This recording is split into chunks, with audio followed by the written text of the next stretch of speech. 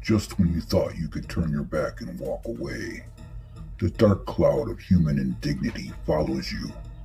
You have no choice but to turn and look it in the eye. It's the sex offender hit list.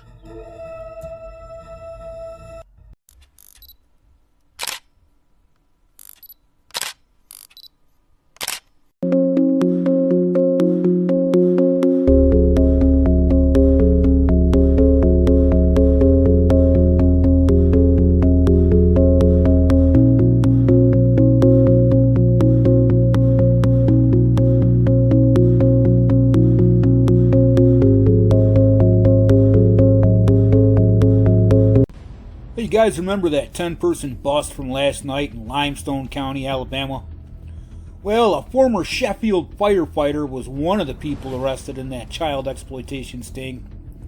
According to the Sheffield Fire Department, this chomo here, Jacoby Fields, worked for the department until about a month ago, and they said he quit about the same month and began working for the Department of Defense.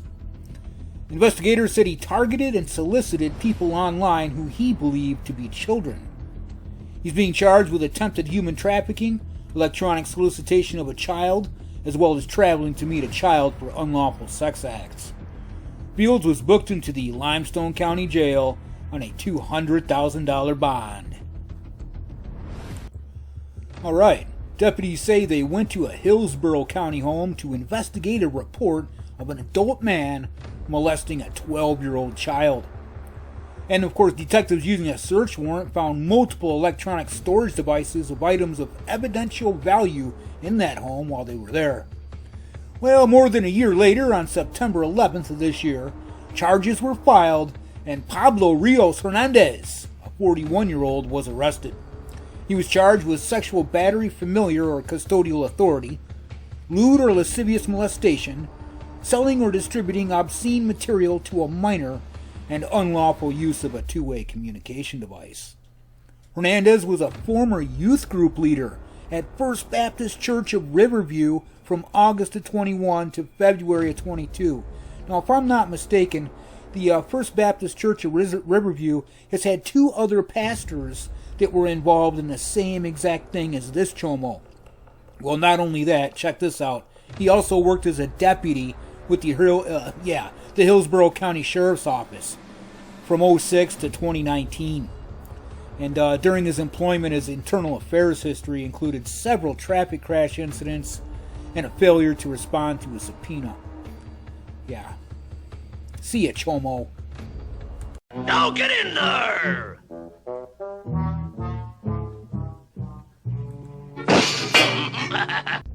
A man arrested for allegedly trying to meet a 15-year-old for sex set off a child sexual abuse material investigation in Costa Mesa that yielded another arrest. And now the police are searching for more potential victims. Jonathan Garduno, a 30-year-old, was arrested earlier this month in Costa Mesa for allegedly trying to meet the teen girl. During that arrest, his cell phone was taken, of course, and after finding extensive evidence on it, detectives discovered Garduno had been having a text message conversation with another chomo, 24-year-old Costa Mesa resident Tanner Shalahammer. Detectives found that Shalahammer was sending and receiving images and videos of child sexual abuse material. Detectives also found that Shalahammer sent videos of himself stalking a female while she lay in her bed in her house.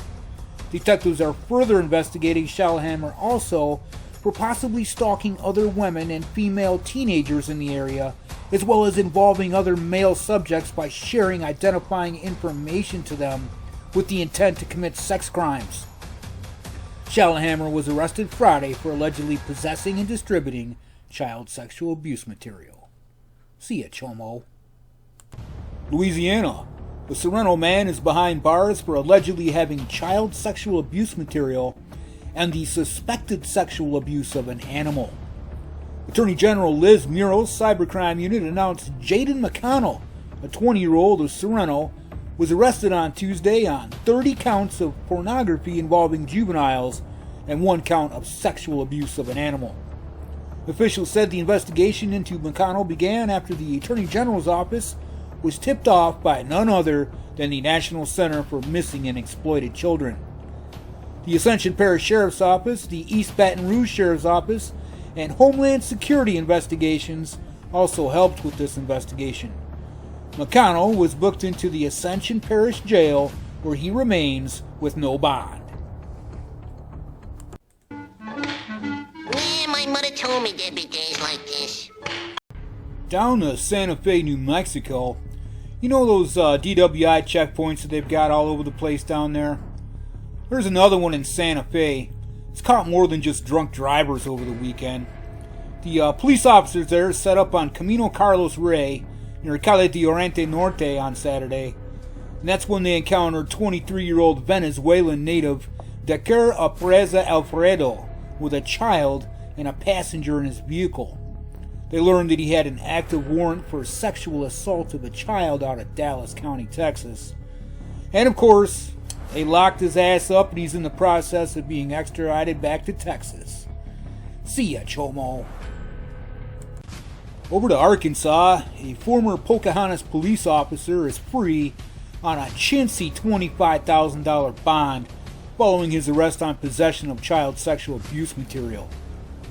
40-year-old Arthur Cockrell's arrest followed a months-long investigation by the Pocahontas Police Department, the Arkansas State Police, and the Jonesboro Police Department's Internet Crimes Against Children Task Force.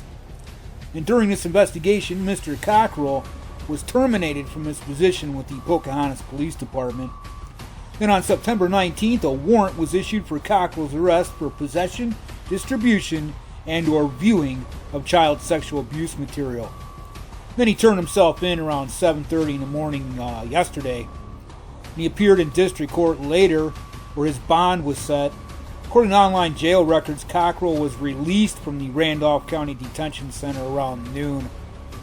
Unreal. I'd like to know what dirty stool pigeon squealed on me. 58-year-old Irene Flores of Steyerwalt Drive in Granite Falls was arrested on Monday by the Caldwell County Sheriff's officers. He was charged with one felony count of indecent liberties with a child. Flores was jailed under a $100,000 secured bond in the Caldwell County Detention Center and is scheduled to appear in district court on October 8th. According to the North Carolina Bureau of Investigation, Flores has no previous record in North Carolina.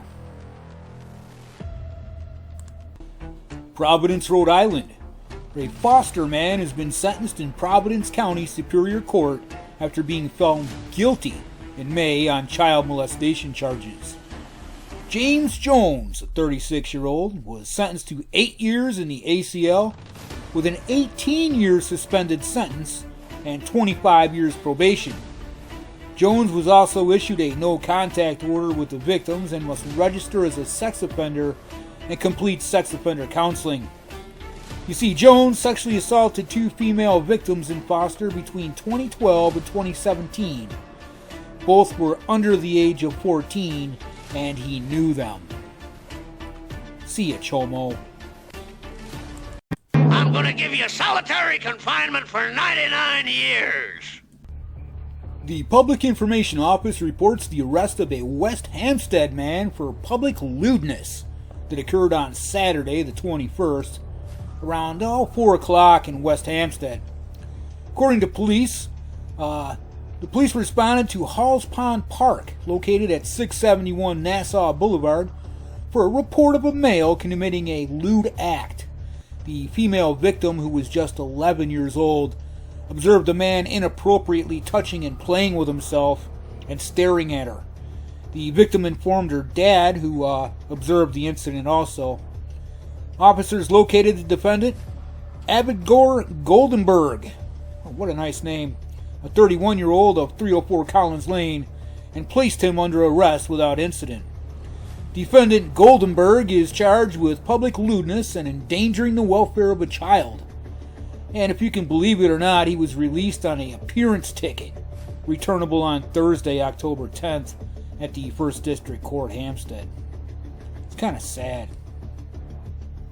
I mean, how are you going to go play with yourself and stare at a kid, and then they're just going to say, oh, here's a ticket, come back in a couple weeks, you're all good. Man, this stuff has to go. It has to change. These laws are just way too lenient. Utah. A 66-year-old Nibley man has been convicted of molesting and raping 2 children years ago. Mark Conchella Peterson was arrested September 16th of 22 following an investigation by law enforcement.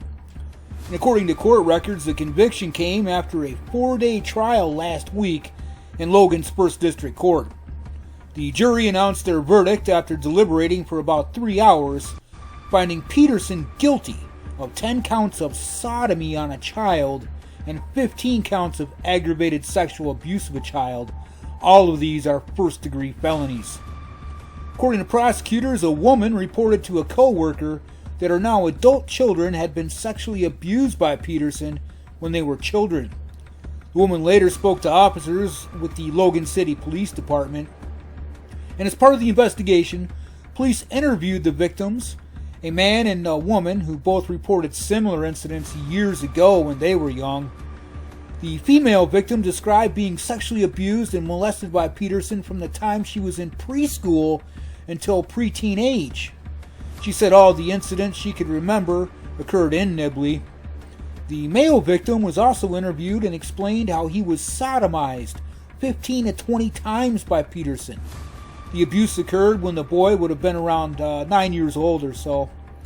Peterson didn't testify during the trial, and during the investigation he was questioned by police and reportedly denied the incidents ever occurred.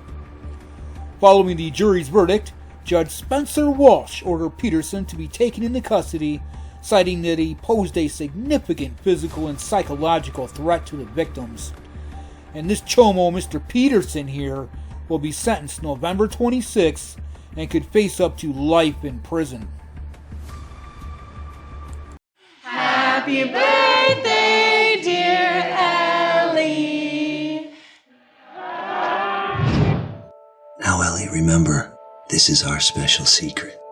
Okay, Uncle Jim. 1 in 5 children is sexually abused before they turn 18.